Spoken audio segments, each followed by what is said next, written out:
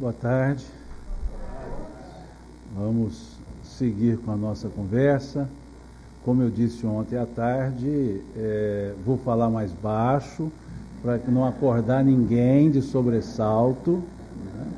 Já que assim, pós o almoço é natural a gente dar um pulinho ali no mundo espiritual, por um processo de desdobramento, né? Para ver se está tudo em ordem e depois voltar, né? Então pode ficar à vontade, podem se desdobrar sem problema nenhum, né? E não serei eu com a voz alta que atrairei de volta, né, do desdobramento.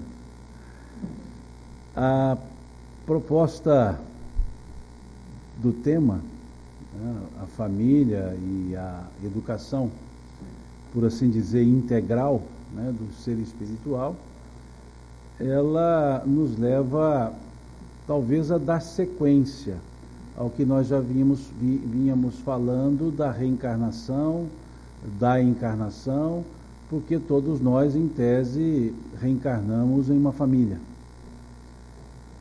Todos nós, em tese, constituímos um grupo por laços de afinidade. Então, é interessante nós pensarmos nisso. E os espíritos, na questão de número 775, respondendo à pergunta qual seria para a sociedade o resultado dos laços de família, e eles responderam: um recrudescimento do egoísmo. O que nos leva a inferir que, se a abolição dos laços de família significa um aumento do egoísmo, por óbvio, na família nós exercitamos o altruísmo, aprendemos então o altruísmo. A família então se torna uma escola onde nós aprendemos sobre nós mesmos, uma escola onde nós aprendemos sobre a nossa individualidade. Uma das formas de autoconhecimento, aqui nós dissemos ontem a autoanálise, mas uma das outras formas de autoconhecimento é o convívio com o semelhante. Na convivência com as pessoas, eu posso descobrir sobre mim mesmo. Na convivência com as pessoas, eu posso me enxergar. Na convivência com as pessoas, eu posso me construir. É a oportunidade mais comum, mais simples que nós temos para o autoconhecimento, através das nossas reações ante as ações das pessoas. E o local de melhor convivência que nós temos é a família. É esse circuito chamado família, porque ali nós chegamos e ali nós vamos nos mostrando, sem nenhuma amarra, sem nenhum senão, sem nenhum formalismo, nós vamos nos mostrando. E ali nós vamos nos conhecendo a partir das nossas sensações, das nossas emoções, da convivência com aquelas almas que nem sempre são as almas que eu gostaria de ter como conviventes, mas são afins a mim. Afins não em gosto, mas afins em comprometimentos. Então escreve Kardec no capítulo 5 do Evangelho segundo o Espiritismo, que o espírito frequentemente renasce no meio em que já viveu, para estabelecer de novo as relações rompidas do passado.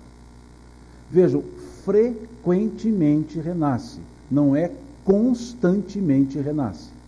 O que significa que na família eu tenho ali seres com os quais eu já convivi e tenho seres com os quais nunca convivi e a partir dali estou convivendo.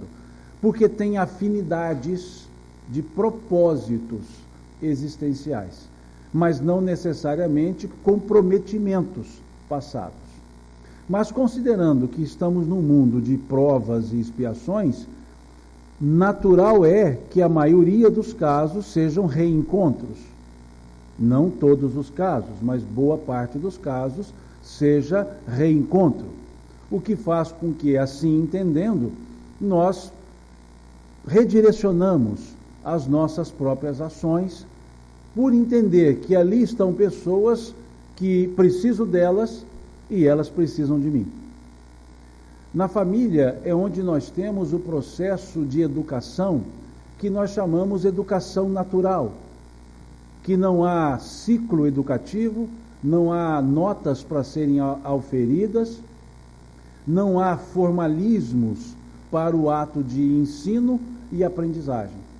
Na família nós vamos aprendendo pelo relacionamento, nós vamos aprendendo pela convivência, o que nos leva a dizer que a convivência é uma escola bendita. E família pressupõe-se um ato de aproximação de pessoas, que primeiro se dá pelo campo, na formação que nós chamamos família nuclear, que é aquela família dos pais com os filhos, assim chamamos família nuclear, não a família advinda, que são os nossos pais, que nos geraram e eu depois gerei a minha família. Então a família nuclear pressupõe primeiro a aproximação de duas pessoas que não são da mesma família, que nós chamamos uma aproximação por uma instituição que os espíritos nos disseram que não é instituição, mas é uma necessidade, chamada casamento. Na questão 695 do Livro dos Espíritos, pergunta-se o casamento, isto é, a união permanente entre dois seres, é contrária à lei natural? E eles disseram, é um progresso na marcha da humanidade. Não a instituição civil ou religiosa, não, mas a união. E é interessante que utilizam de uma ideia vocativa ao dizer o casamento, isto é. Eles vão explicar, o Kardec vai tentar explicar o que ele quer dizer por casamento. Isto é, a união permanente entre dois seres. Dois seres. Nem disse do homem e mulher. Dois seres. A união permanente entre dois seres é contrária à lei natural? E eles disseram, é um progresso na marcha da humanidade. E na questão seguinte, a 696, pergunta-se qual seria para a sociedade o resultado da abolição do casamento, da união entre as pessoas. Eles disseram um retorno à vida animal. Para nos dizer que a união, ela não é animalesca, que o motivo que nos leva à união não são motivos puramente sensoriais, não são motivos biológicos, não são motivos de atrações, porque isso o animal faz para a perpetuação da espécie ou para a conservação da espécie, a proteção de uma família e a perpetuação pela reprodução. O animal se aproxima de outro pelos instintos reprodutivos. Mas entre seres humanos e espíritos encarnados, não é isso. Já não é mais nesse sentido. É uma união entre dois seres. E quando se fala em união, começa a se perceber que unir não é uniformizar. Unir dois seres não significa uniformizar esses dois seres, para que eles sejam iguais. Significa que dois seres diferentes, que vieram de culturas diferentes, porque vieram de famílias nucleares diferentes, com hábitos diferentes, com propósitos muitas vezes diferentes, se associam com uma finalidade de unirem-se e continuar. O que pressupõe que há uma necessidade de acomodação, de um tempo de acomodação, porque senão não será união, será junção. Senão não será união, será sobreposição e não justaposição. Por isso é uma marcha que pressupõe-se uma consciência de dois para se unirem. E não simplesmente fruto de um estímulo sensorial temporário ou imediatista. Nó, que pessoa bonita, vou me casar com ela. E a pessoa bonita, com o passar do tempo, pode não ficar tão bonita. Se os olhos da outra pessoa também não envelhecerem com o tempo, porque quando os olhos do companheiro ou da companheira se envelhecem com o tempo, a beleza continua sempre jovem, porque os olhos ressonam. Mas quando isso não acontece, esse motivo é fraco para unir. Ele pode ser forte para juntar, mas não é forte para unir. Por isso é que eles trabalharam a ideia do casamento em duas questões. Não a instituição que eu tenho que ir a um registro civil ou a um registro religioso. Isso é humano. Isso é um reducionismo humano para a religiosidade e uma exigência humana para a vida em sociedade. Mas essa união não. Essa pressupõe interesse mútuo, ou interesses mútuos. E pressupõe-se uma certa consciência. Por isso, a ordem natural seria conhecer, enamorar-se, assumir o compromisso no noivado e casar-se. E depois ter filhos. Uma ordem natural. Mas existe ordem usual. Tem filhos, casa, namora, se der tempo se conhece. Aí complica um pouco. Por isso é uma ordem natural, não é uma ordem imposta. Primeiro eu preciso aprender a conviver em dois, para ceder o espaço para a convivência a 3, em 4, em 5, em 18, dependendo de quantos filhos vêm. É preciso essa fase. E nos fala Martins Peralva que existe 5 tipos de casamento no livro Estudando a Mediunidade, que eu achei excepcional. Um livro que estuda a mediunidade tem um capítulo sobre família, em especial sobre casamento, porque esse livro é um estudo do livro nos domínios da mediunidade. Então, ao estudar os domínios da mediunidade, viu-se que há um elemento familiar nos domínios da mediunidade, e ele criou um capítulo sobre família. E lá ele traz, é uma forma didática que ele encontrou, de dizer que há casamentos acidentais, provacionais, sacrificiais, afins e transcendentes. Diz ele que o casamento acidental é o casamento fruto do livre-arbítrio relativo exercido. Ou seja, reencarnei-me para me casar com a Mariazinha, conheci a Luluzinha primeiro e acabei me casando com a Luluzinha.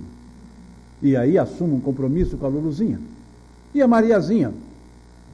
Vamos avaliar isso numa próxima encarnação, talvez. Mas ali o livre-arbítrio relativo. São casamentos que não há comprometimento anterior, mas gera comprometimento a partir da união. São almas que talvez nem se conheciam, mas houve uma ressonância de olhares, normalmente uma sensação epitelial, e ali se juntaram. Se casaram e vão seguir sua vida. Felizes para sempre? Talvez. Felizes para sempre? Não sei. Felizes para sempre? Quem sabe? Só os dois. E seguem. O casamento provacional é aquele que 2 almas se devem uma para a outra e se acham credoras uma da outra. São 2 devedores que se julgam credores e se juntam numa prova de convivência, que é a maioria, talvez, no mundo de provas e expiações. Em tese seria a maioria dos casamentos. 2 devedores que se julgam somente credores. E aí é o casamento do exercício, é o casamento da paciência, é o casamento da doação. Muitos estão pensando, esse é o meu, né? Porque é realmente a maioria. E aí nós vamos aprendendo que o casamento não é um contrato de ganho individual. O casamento é um contrato de cessão individual para ganho coletivo. Mas se só um cede, não haverá ganho coletivo. Então, por isso pressupõe-se uma maturidade, porque ali estão 2 dispostos a cederem para que, individualmente, para que os 2 ganhem coletivamente. O casamento sacrificial, uma alma que já avançou mais, já evoluiu um pouco mais, tem maior consciência da sua existência e aceita se consorciar com outra alma para educá-la, orientá-la, caminhar, fazê-la caminhar um pouco mais. E as mulheres sempre acham que esse é o casamento delas. Mas quase sempre é. O casamento afim são duas almas que têm propósitos comuns. Não necessariamente entre si, mas que, pelos propósitos comuns, a união fortalece os dois. E eles se lançam a propósitos maiores do que somente a vida conjugal. E o casamento transcendental são almas completamente afinizadas, totalmente identificadas, numa amorosidade plena, e que se consorciam para juntas cuidarem de muitos outros, cuidarem até mesmo do mundo. São almas que se lançam a trabalhos conjuntos para benefícios coletivos, e não necessariamente em campos religiosos, no campo das ciências. Casal Curie, por exemplo, se dedicaram para o mundo, em vez de terem os filhos, adotaram a humanidade para a filha, e assim seguem, porque são almas altamente afinizadas. Mas todos esses, e principalmente a escala segunda, aprovacional, é a seção que precisa ser analisada. O primeiro aprendizado são das almas que vão criar a família nuclear. São aquelas que vão aprender que o companheiro, a companheira com a qual estou me consorciando, tem um outro jeito de enxergar o mundo, que não necessariamente o meu. E aí vamos ter que adaptar, ou adaptarmos-nos, em coisas simples, coisas banais. Por exemplo, o marido, para dormir, não consegue dormir que seja com um virol. A esposa precisa de pelo menos 3 cobertores. Vão ter que entrar no acordo. O marido só dorme assistindo televisão. A esposa detesta qualquer barulho para dormir. O marido só dorme na escuridão total. A esposa precisa de uma claridadezinha. Ou o contrário. O marido tem o hábito de colocar o pão no café e a esposa detesta essa cena. Vão ter que entrar num acordo. E aí, para a questão dos cobertores, surge uma solução mágica chamada edredom, que pesa muito pouco e não sobrecarrega o marido, que não aguenta o peso, mas aquece a esposa. Surge um tampão de olhos, um tampão de ouvidos, e aí permite que alguém assista a televisão e escute o som e o outro durma serenamente. Ou o marido continua colocando o pão no café, mas de costa para a esposa. E assim se consorciam, se adaptam, mas também para as coisas maiores, para os gostos, para a maneira de enxergar o mundo. É necessário que vá cedendo, até o ponto que não se comprometa o bem-estar pessoal, até o ponto que não comprometa a estabilidade daqueles que estarão por receber almas que vêm do infinito, para cuidar como filhos. Na relação conjugal, os primeiros educandos desse núcleo chamado família, essas duas almas, nós temos uma sugestão dada também, que agora já está virando até filósofo, não mais poeta, de tanto que eu já citei, Khalil Gibran, que é um poeta, mas de tanto citar já está virando filósofo. Ele dizia aos cônjuges: maridos, esposas, amai-vos um ao outro, mas não façais do amor um grilhão, uma prisão. Dai de comer um ao outro do mesmo pão, mas não comais o mesmo pedaço. Dai de beber um ao outro da mesma bebida, mas não bebais na mesma taça. Sede vós como são as cordas da lira, que são separadas, mas vibram juntas, numa perfeita harmonia. Tentando nos dizer que a individualidade não é comprometida pela coletividade do matrimônio. Que continuamos eu e ela e eu e ele, ela e ela, não interessa, continuamos seres individualizados. Mas que estamos com um propósito coletivizado, de nos ajustarmos, de aprender, de exercitar o amor e de abrirmos as portas para que seres outros cheguem à nossa família, pelos laços consanguíneos, mas pelas vinculações espirituais que já criamos em anteriores existências. Por isso a necessidade do período da conjugalidade. Por isso a necessidade de uma convivência para se conhecer, se ajustar. E aí, tendo o propósito de educadores, sim, chegam os filhos. Chegam essas almas que vêm do invisível. Almas que têm na sua programação encarnatória estarem conosco. E temos na nossa programação encarnatória estar com eles. Para nos ajustar. Nós, eles, eu, todos nós, num processo de convivência familiar. Almas que chegam trazendo o seu passado e que esperam um presente para organizar os seus futuros. Almas que precisam daqueles que têm já o equilíbrio e a harmonia para oferecer a eles, a essas almas, melhor dizendo, as condições harmônicas e maduras para que elas também se edifiquem.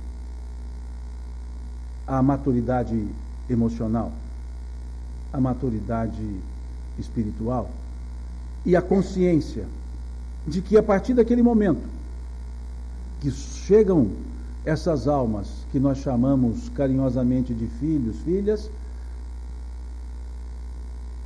esses dois têm a sua individualidade, esses dois têm a sua conjugalidade, mas também têm o seu compromisso com essa alma. O que significa que parte da conjugalidade será diminuída. Aquele tempo exclusivo que tínhamos um para o outro, agora tem os dois para um que chega. E aí é preciso entender que não há diminuição dos sentimentos da conjugalidade, mas há compromissos que acabam deixando a conjugalidade, não para um segundo plano, não relegada, mas a conjugalidade para os momentos quando estiverem harmônicos para tanto. E é muito comum, não faço crítica, não é isso, mas é muito comum os maridos não entenderem isso, os encarnados não entenderem isso, maridos.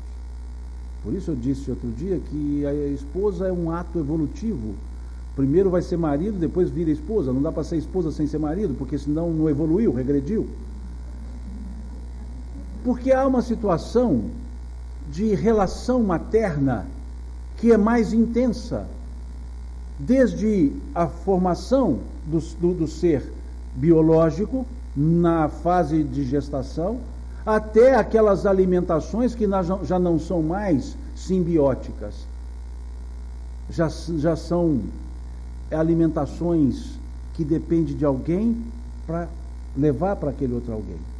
E o ato amamentativo é um ato de doação de amor. E aquele ato, nós homens não entendemos. E é por isso que precisamos saber respeitar. Saber entender que naquele momento a figura mãe está mais latente. Não é a figura progenitora, é a figura mãe. Está mais latente. Está dando aquele néctar da vida material para aquele ser. E não há mais, em grande intensidade momentânea, os sentimentos epiteliais, sensoriais, advindos da conjugalidade. É preciso que os pais entendamos que aquele ser que chegou não é meu adversário. Não está tirando de mim a atenção da minha esposa. Não está tirando de mim o direito de convivência. Mas está pedindo de mim a minha atenção, porque precisa dessa figura paterna para acompanhar o seu processo de crescimento e de educação. E muitas vezes isso não é percebido. E muitas vezes cria situações de esfriamento na conjugalidade, de distanciamento na conjugalidade. e até de uma separação da conjugalidade, por algo que é da natureza da conjugalidade: receber os filhos. Por isso a maturidade é necessária. Por isso é importante esse amadurecimento. E porque essas almas que chegam ocupam de fato um lugar. E elas respeitam como ninguém a lei de Newton, que dois corpos não ocupam o mesmo lugar no espaço ao mesmo tempo. Porque eles ocupam dois lugares no espaço ao mesmo tempo. Mas quando entendemos isso, nós achamos ótimo. Porque eles estão ocupando um espaço na minha vida. O espaço onde eu posso exercitar o amor, a alegria de ser útil. Mas quando isso não é entendido, está tomando o meu espaço. E aí, o que eu deveria utilizar como aprendizado vira o desfazimento da minha própria linha evolutiva. Então é importante nós entendermos isso. É importante, daí a ideia de trabalhar essas duas questões no Livro dos Espíritos para falar disso, da união, da vida conjugal, da vida entre duas pessoas, da vida entre dois seres. E chega então esse terceiro filho, o terceiro ser, o filho, os filhos, chegam eles, esperando o quê? Esperando as portas abertas e braços abertos para recebê-los. E Dona Teresa de Brito disse isso aqui ontem em uma das respostas.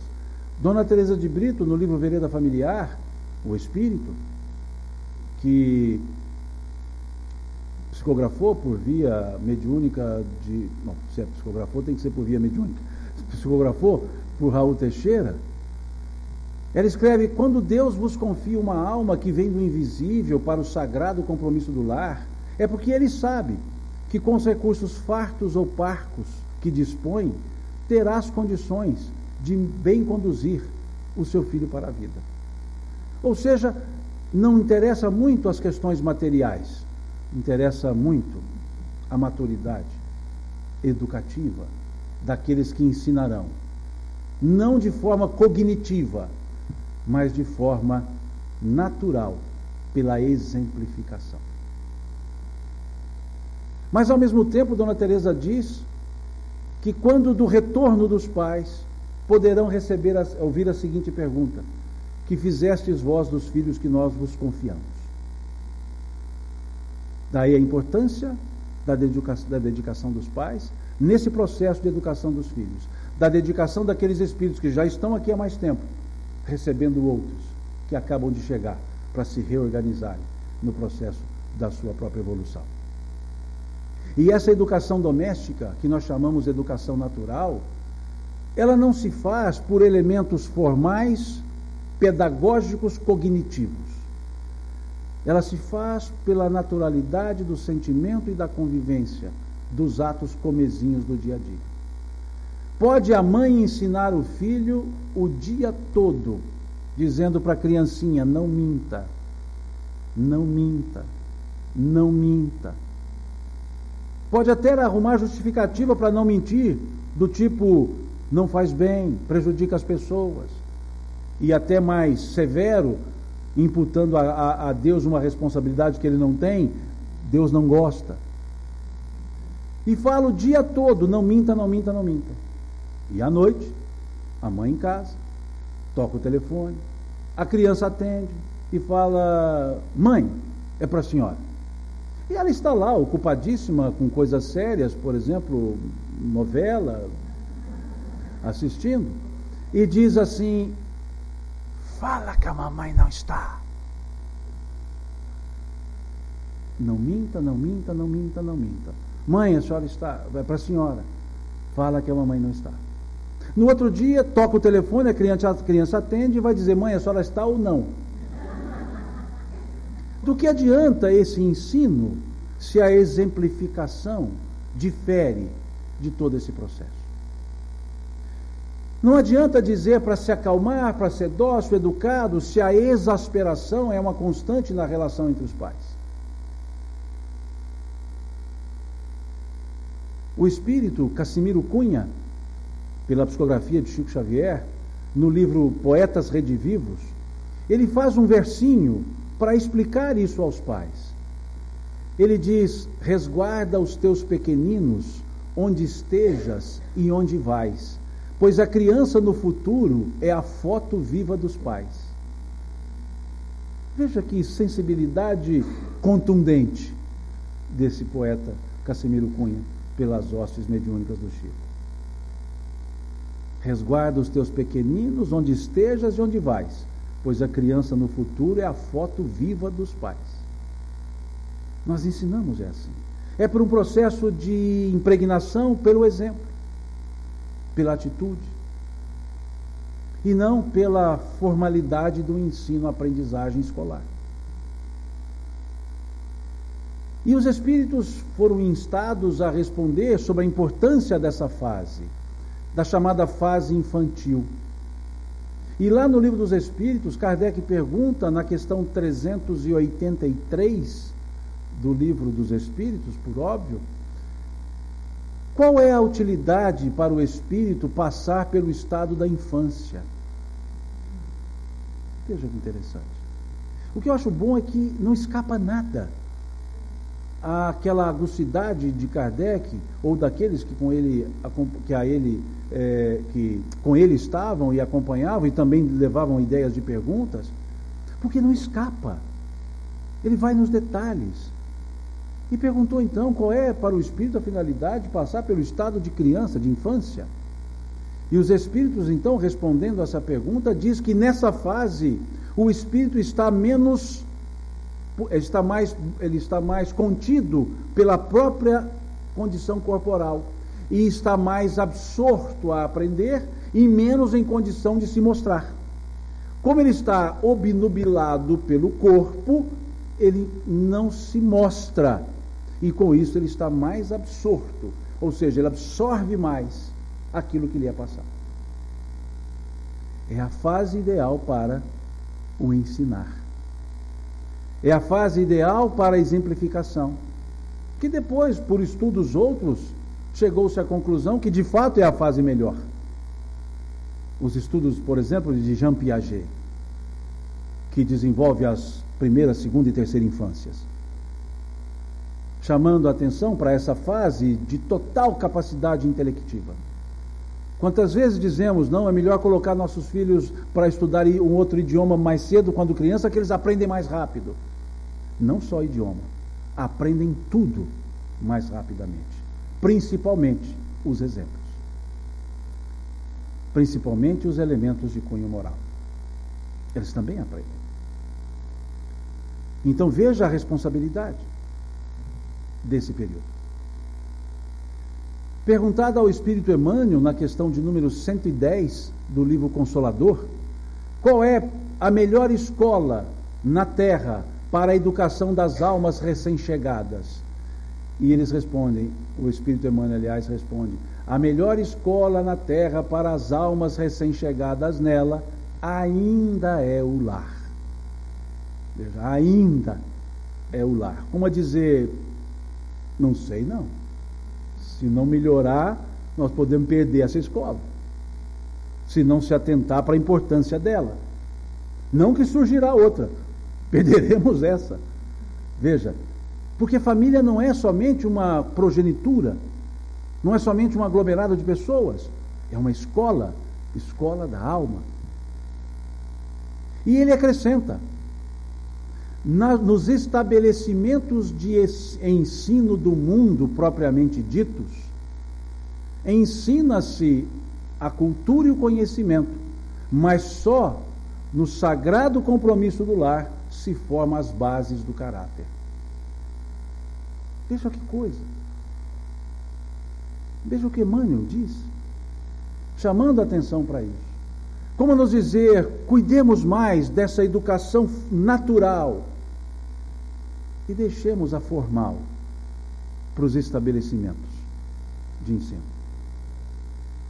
Mas nos dediquemos em formar aquele ser que já vem com o seu passado, que André Luiz muito bem trabalha lá no Missionários da Luz, no Mundo Maior, a casa mental. Separando a nossa estrutura encarnada em 3 níveis, que ele chamou de porão, área social e sótão.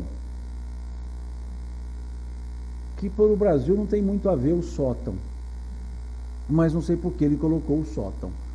Mas aqui tem muito a ver o sótão, então serve muito para nós hoje entender isso. E ele diz que no porão estão as quinquilharias, as coisas que a gente não usa muito, aquilo que se acumula vai para o porão. Na área social, aquilo que a gente quer mostrar para receber as pessoas. E no sótão, as coisas delicadas, mais significativas, que eu não quero correr o risco de estragar, de quebrar, e aí eu guardo no sótão.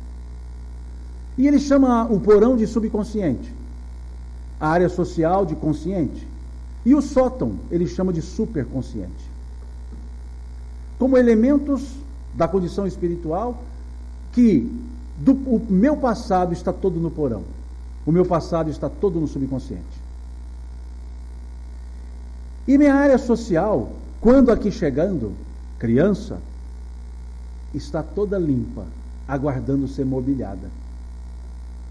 E o superconsciente, estão lá os ideais sublimes que ainda não foram acessados. Então, nessa fase da infância, cabe-nos não cuidar do porão, mas cuidar da área social. Cuidar de mobiliar a área social com móveis úteis. Ou seja, cabe-nos ensinar a criança. Porque depois haverá uma fase em que esses 2 elementos, porão e área social, se conectam. E isso Kardec também não deixou passar em branco. E aí eu percebi que a crise da adolescência não é coisa moderna. Já existia lá na época de Kardec. Porque ele vai fazer a pergunta, a de número 385, da seguinte forma: o que ocorre com o ser encarnado, com a pessoa, numa dada etapa da sua vida, mais precisamente ao sair da adolescência, que a pessoa muda de conduta, muda de caráter? É o espírito que se modifica? E os espíritos respondem: não. É o espírito que retoma a sua natureza e se mostra como realmente ele é. Veja que sapiência da lei divina. Dá-nos um período em que esse espírito está obnubilado, não consegue se mostrar e não resta outra coisa senão aprender. Porque depois a conexão do passado começa a se abrir. E aquela história começa a chegar. E ela vai contrabalançar com tudo que foi ensinado no presente. Então suponhamos que do passado vieram 10 sinais negativos. E no presente eu ensinei 9 positivos. Nesse contrabalanço, terei sinal de -1. Haverá então uma mudança negativa. Não porque a pessoa piorou, mas porque agora ela está se mostrando com toda a sua intensidade, com todo o seu passado. Por isso, esse momento da infância, nós temos que colocar o máximo de sinais positivos. Porque vem do passado 10 sinais negativos e encontra o presente com 15 sinais positivos. Saldo de +5. Haverá um período de turbulência, haverá aquela crise da adolescência, mas haverá retomada, porque houve todo aquele período de ensinamento e preparação, pelos meios da educação natural, não ainda a formal. Concomitantemente segue a formal, mas é essa natural que forma as bases do caráter. Mas Simão, como é que fica então se o sinal ficou -1 e a infância já acabou? Por isso temos o superconsciente. E ali vamos buscar os ideais sublimes. É aquele local onde se encontra aqueles momentos meditativos, aqueles momentos de elevação que eu busco o amparo no Criador. Por isso a importância de, na educação natural, ter-se a educação na religiosidade. para aquele ser, desde tenra idade na Terra, naquela encarnação, ir tomando contato com a realidade maior do que a própria encarnação, do que a própria Terra, a realidade espiritual. Porque quando ele necessitar, quando ele buscar, ele vai nesse campo do ideal sublime e ali busca todas as forças que precisa para lidar com esse menos um que acabou ficando. Por isso nós temos que nos ocupar da educação natural. E nessa educação natural, colocar a educação religiosa, que não significa incutir instituições religiosas, mas pensamentos transcendentes que mostram que a realidade da vida é muito maior do que a própria encarnação. Que mostra-nos que temos origem anterior a isso, que temos destino depois disso, dessa encarnação. Então a importância desse momento de ensinar à criança, que é o espírito, mas naquele momento obnubilado, sobre esses valores, não sociais necessariamente, mas existenciais, transcendentais, que são os valores da espiritualidade. Por isso também a importância das casas espíritas terem a condição de levar à criança os ensinamentos, no nosso caso, do ideal espírita. Por isso as casas espíritas devem ter sempre funcionando a evangelização, cuidando para auxiliar a família no soerguimento do caráter, dedicando-se ao máximo para esse fim. Que o objetivo da casa seja cuidar da criança e, por tabela, cuida dos pais. E não cuidar dos pais e, por tabela, cuidar das crianças. Porque esses são os seres que precisam ser orientados em primeiro momento. Porque, em tese, os pais já foram orientados, em tese. E é preciso, então, esse desdobramento para esse fim. Eu contava um fato, agora há pouco, vindo do almoço, que eu saía de Patrocínio, minha cidade, para fazer uma palestra numa outra cidade, chamada Iguatama, mais ou menos 300 quilômetros de Patrocínio. A palestra era por volta das 9 da manhã, eu saí de Patrocínio às 5 da manhã. E, chegando a uma cidade próxima a Patrocínio, chamada Ibiá, a uns 30 quilômetros da cidade, eu vi um senhor com uma criancinha pedindo carona, e não conhecia o senhor, mas sabia quem era, pois ele era um morador da casa que ficava a uns 50 metros afastada da rodovia.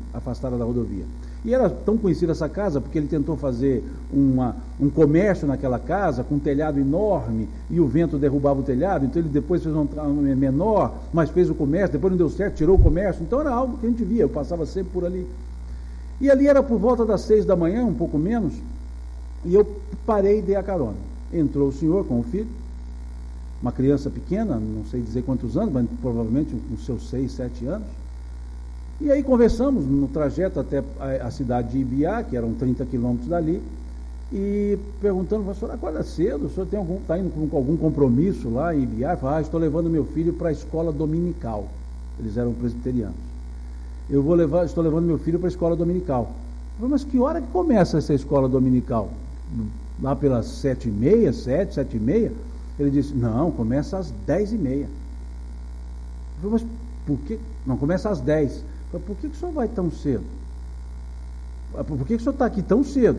Daqui lá são 20 minutos, 15 minutos de carro e passa a gente toda hora. Ele disse, não, mas eu tenho que garantir que eu não posso perder a escola dominical do meu filho. Então eu tenho que garantir que eu estarei lá na hora marcada. Por isso eu chego 4 horas antes, para garantir isso. Porque o que ele aprende lá é importante para a vida dele. E eu perguntei, mas o senhor fica lá esperando ou volta e depois vai buscar? Ele, não, eu fico aguardando. Aí o senhor fica lá parado? Eu falei, não, aí eles arrumam um entretenimento para os pais. E a gente faz as reuniões para os adultos e arrumamos entretenimento para as crianças. E precisamos repensar. Porque esses são os seres que estão chegando aqui, que precisam de um atendimento. E se puder haver a concomitância, ótimo. Mas se não puder haver, que haja um horário para essas crianças. Para que possa haver a corroboração do centro espírita nesse trabalho de educação do ser. Para que não chegue nessa idade da questão 385 e esses sinais negativos estejam em maior número, advindos do passado.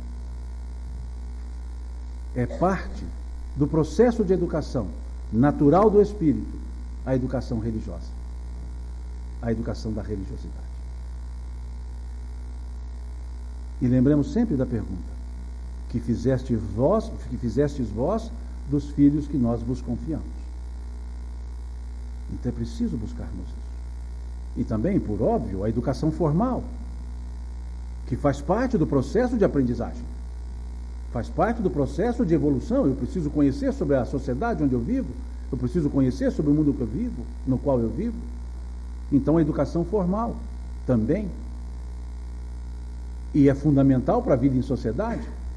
Então que eu busque a melhor educação formal, sim. Que eu busque as melhores escolas formais, sim. Que eu faça o possível para que o meu filho tenha sempre o melhor ensino formal, sim. Que eu me empenhe ao máximo para que ele vá para a melhor universidade possível, sim. Mas que eu faça o mesmo empenho para que ele vá para a evangelização do centro. Que eu faça o mesmo empenho para dedicar como educador doméstico, como aquele que está ali acompanhando um ser que chegou confiando plenamente nos pais que estão recebendo, o estão recebendo. É preciso nós pensarmos nisso. Porque senão a família se torna tão somente um núcleo consanguíneo. E quando muito, um núcleo que adota. A família fica apenas um aglomerado de pessoas que, embora espíritas, enxergam a vida começando no berço e terminando no túmulo. E família é muito mais do que isso. E no nosso caso, eu digo nosso caso pela cultura brasileira, a família nossa ela não é nuclear, ela é sempre ampliada. A família nossa são os pais, os avós, são os filhos, os netos, os bisnetos. Faz tudo parte da família. E quando se fala dos ancestrais, também não se passou ao relento e nem de largo na preocupação de Kardec. Porque lá na lei do trabalho, ele vai perguntar sobre o cuidado ao idoso, sobre a responsabilidade da família para com os seus idosos. E lá diz, pergunta-se, me fugiu o número da pergunta. Me fugiu mesmo. Se eu conseguir achar, eu ainda falo depois. Mas vejam, lá pergunta-se o que deve ser feito quando o idoso não tem mais forças para o trabalho. E aí eles dizem, a família deve prover. Não é relegar, é prover. E se faltar a família, a sociedade. Se faltar a família. Mas muitas vezes, com certeza não é o caso daqui, com certeza não. Mas muitas vezes, a família transfere para a sociedade primeiro, para cuidar desses. E se a sociedade não cuidar, a família passa a ter esse encargo, que não é encargo nenhum, é da natureza. Veja que a noção de família trazida pelos espíritos é mais do que a família nuclear. É mais do que olhar só para a descendência. É para olhar também para a ascendência. É olhar também para a colateralidade, para os colaterais. Porque são as almas afins, que se aproximaram por afinidades de provas, afinidades de aprendizado. E esses laços não se rompem por vontade de um ou de outro. Eles sempre se mantêm. É preciso então perceber esse elemento mais amplo da família. E num passo maior, entender que a consanguinidade não é a única forma de entender a família, porque aí estendemos a família por meios daquilo que nós chamamos, ou por meios não, naquilo que nós chamamos de família universal. Que Jesus nos deu belo exemplo. Aliás, falar belo exemplo de Jesus é pleonasmo, porque todo exemplo dele é belo, é uma redundância. Nos deu esse exemplo. Quando em casa de Pedro, chega ali pessoas dizendo, e aquela multidão, e chega a pessoa dizendo: tua mãe e teus irmãos estão lá fora. E ele faz uma pergunta: quem é minha mãe? Quem são meus irmãos? E ele mesmo responde: todos aqueles que fazem a vontade do meu Pai que está nos céus são minha mãe e meus irmãos. Muitos diziam que Jesus reduziu a sua família ao nível dos estranhos, mas pelo contrário, Jesus elevou os estranhos ao nível da sua família. Ele não comparou a família aos estranhos, ele comparou os estranhos à família, para nos dizer que esse amor se amplia. E é por isso que Kardec, no capítulo 4 do Evangelho segundo o Espiritismo, que trata do nascer de novo, ele diz que a reencarnação aperta os laços de família. Que ao contrário do que se pensa, ora encarnar como filho, como irmão, ora não encarnar na mesma família consanguínea, distancia-se. Ele diz que não. Que os laços da reencarnação, que a reencarnação aperta os laços de família, porque tira a consanguinidade, porque ensina a viver com amor.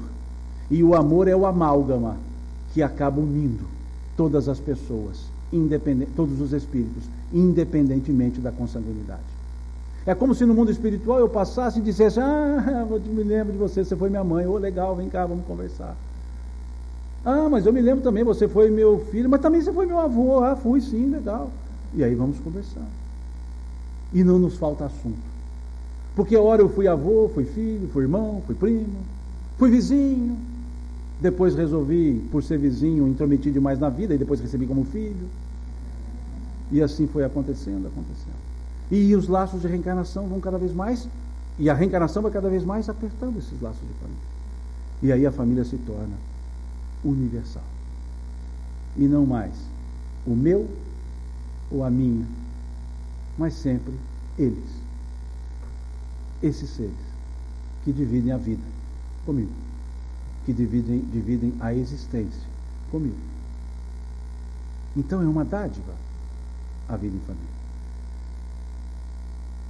Conta-se que um jovem, um pintor, queria pintar um quadro que fosse a sua última obra. E ele queria que esse quadro fosse a sua obra-prima.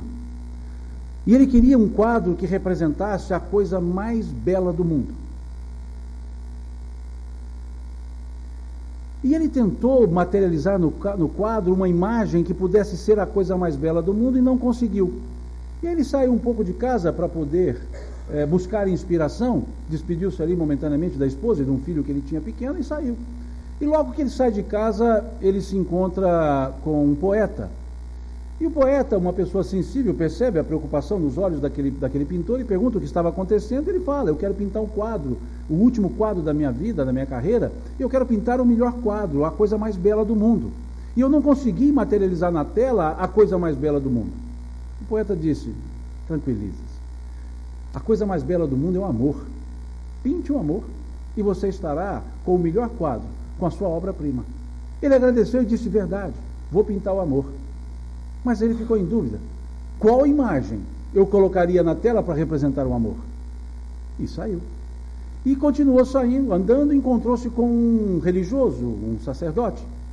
Esse sacerdote, pessoa sensível, percebendo a preocupação nos olhos daquele pintor, perguntou a ele o que se passava e ele contou de novo: olha, quero pintar o quadro que seja a coisa mais bela do mundo. Me encontrei com um poeta, ele me disse que a coisa mais bela do mundo é o amor, então eu vou pintar o amor. O sacerdote disse: sim, muito bem, o amor é uma coisa bela do mundo, mas a coisa mais bela do mundo é a fé. Porque a fé é a demonstração viva do amor, o amor àquele que nos criou. Então pinte a fé. E o pintor agradeceu e ficou com dois problemas: como pintar o amor e a fé? para representar a coisa mais bela do mundo numa tela. E ele segue e se encontra com um ex-combatente de guerra. E esse ex-combatente de guerra, sensível, percebe aquela angústia e pergunta ao pintor o que estava acontecendo. E ele conta e diz que então tinha que pintar o amor e a fé. E o combatente disse: muito bom, mas a coisa mais bela do mundo é a paz, porque a paz é a demonstração do amor naquele que tem fé na vida. Pinte a paz. Ele agradeceu e voltou para casa com 3 dúvidas. E quando ele vai se aproximando de casa, ele percebe que a sua esposa e o seu filho estavam lá no portão esperando. E ele então se aproxima e no olhar da esposa ele vê o amor. O filho lhe abraça e naquele abraço de segurança do filho ele encontrou a fé. E entraram e no silêncio do lar ele encontrou a paz. Foi para o seu ateliê e pintou o quadro. No outro dia chamou a esposa e o filho e descerrou o quadro. E o título era Minha Família, a coisa mais bela do mundo. Pensemos nisso.